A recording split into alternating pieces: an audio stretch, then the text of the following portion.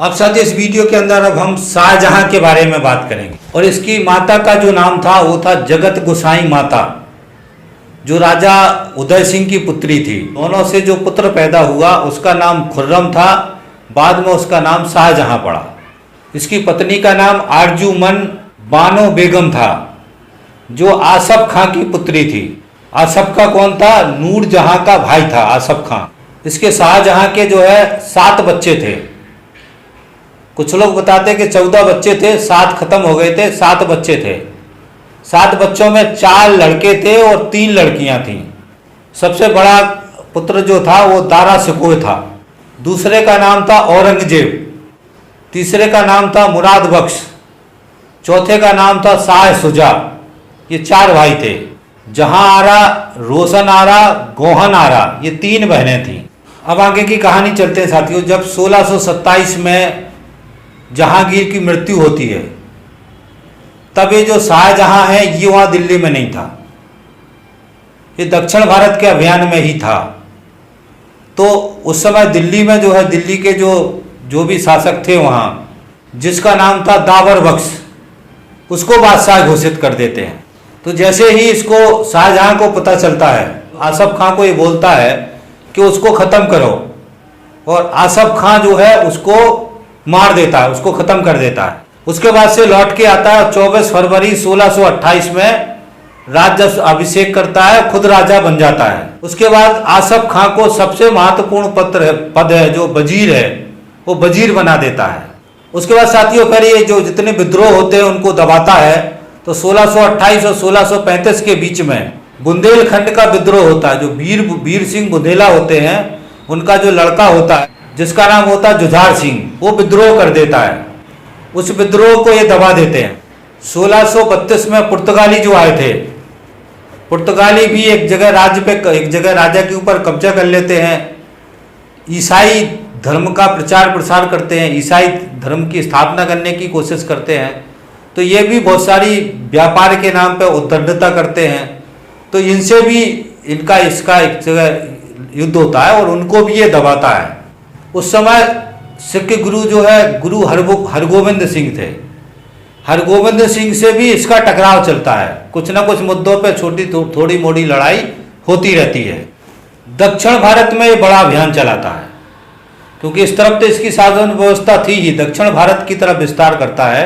अहमदनगर को 1629 में जीत लेता है, गोलकुंडा को 1636 में जीत लेता है, बीजापुर का अभियान 1636 में करता है। तो इस प्रकार से दक्षिण का अभियान ये बहुत ही ताकतवर तरीके से करता है। इसके बाद साथियों यहाँ से आने के बाद ये वापस फिर ये अफगानिस्तान, ये वाला जो इलाका है, इस तरह फिर अभियान करता है और कांधार को जीतता है, ईरानियों को और पीछे धकेलता है और 1628 में इस हिस्से को जीत लेता है। बाद में 1648 में ईरान फिर वापस जीत लेता है, मगर उस समय ये जीत लेता है इस पूरे हिस्से को। उसके बाद साथियों इसके जो महत्वपूर्ण कार्य हैं, बाकी इसकी सैन्य व्यवस्था और उसमें कोई बड़े अलग से बदलाव नहीं है, इसलिए उसके बारे में हम कोई चर्चा नहीं कर रहे। कर व्यवस्था में भी इसने कुछ अलग से कोई बदलाव नहीं किए, जो पीछे से चली आ रही थी वही चली, इसलिए उसके बारे में भी हम कोई डिस्कस नहीं कर रहे हैं। स्थापत्य कला, इसने बहुत सारे भवन निर्माण, जो स्थापत्य कला का स्वर्णयुग कहा जा सकता है। तो बहुत ही प्रमुख इमारतें जो है जो वो शाहजहां ने बनवाई थी। दिल्ली का लाल किला, जिस लाल किला से हमारे प्रधानमंत्री जी भाषण देते हैं, वो दिल्ली का लाल किला शाहजहां ने बनवाया था। दिल्ली की जामा मस्जिद, जो सबसे बड़ी मस्जिद कहलाती, उसको भी शाहजहां ने बनवाया था। आगरा का ताजमहल, आगरा का ताजमहल को समझना है साथियों कि आरजूमन बानो बेगम जो थी, जिसको बाद में मुमताज महल कहा गया, उनकी 1631 में मृत्यु होती है और 1632 में उसकी याद में ये ताजमहल बनवाना शुरू करते हैं। 1632 से में और 1632 से 1658 तक 22 साल लगते हैं इसको ताजमहल को बनने में।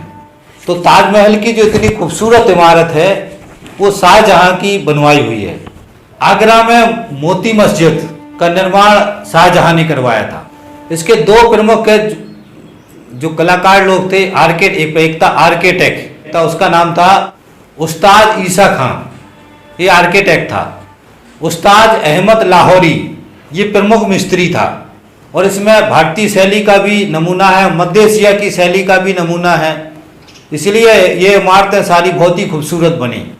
शाहजहानाबाद की स्थापना की दिल्ली में, एक अलग से शहर बसाया, एक मयूर सिंहासन का निर्माण कराया था। संगीतज्ञ जो है लाल खां बादल खां इनके दरबारी थे। चित्रकार मोहम्मद फ़कीर अली हुसैन इनके दरबारी थे। सजदा व पैरोज जो प्रथाएं थी उसको इसने बंद किया था। इसने विवाह के नियम भी बनाए थे, जिसमें कहा गया था कि मुस्लिम महिलाओं के साथ हिंदू को शादी नहीं करनी है, हिंदू शादी करेगा तो उसको धर्म परिवर्तन करना पड़ेगा।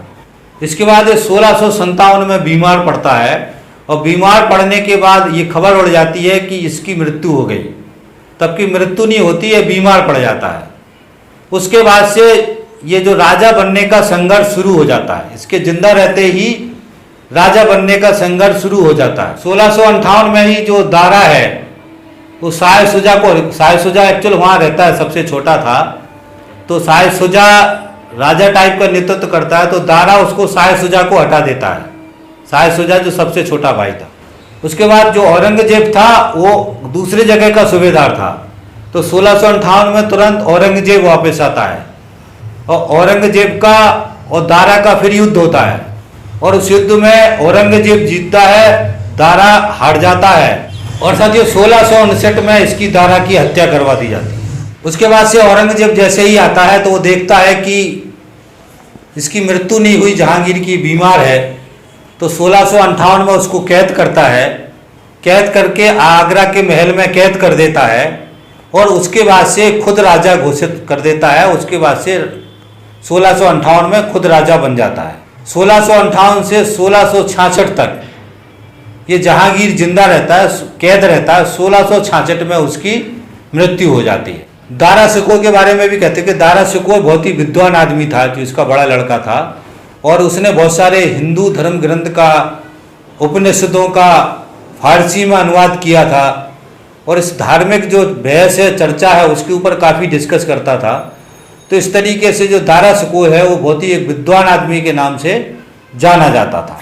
तो इसी के साथ ही ये शाहजहां का शासन खत्म होता है और यहाँ से औरंगजेब की शासन व्यवस्था शुरू होती है। तो हम औरंगजेब की जो शासन व्यवस्था है उसके बारे में औरंगजेब का जो वीडियो अगला बनाएंगे उसमें विस्तार से बात करेंगे। और समझना है साथी, जिसको मैं थोड़ा सा बोल देता हूँ कि राजाओं की राजसत्ता का जो संघर्ष है उसमें कोई भाई भतीजा नहीं, कोई कुछ नहीं है। कौन राजा बनेगा जिसमें ताकत होगी, जिसमें दिमाग होगा, वही राजा बनेगा। बाकी राजू बनेगा तो उसको मार दिया जाएगा। भाई को मारने में कोई अचरज नहीं है, किसी दूसरे को मारने में कोई अचरज नहीं है। किसी की हत्या कभी भी की जा सकती है सत्ता के लिए।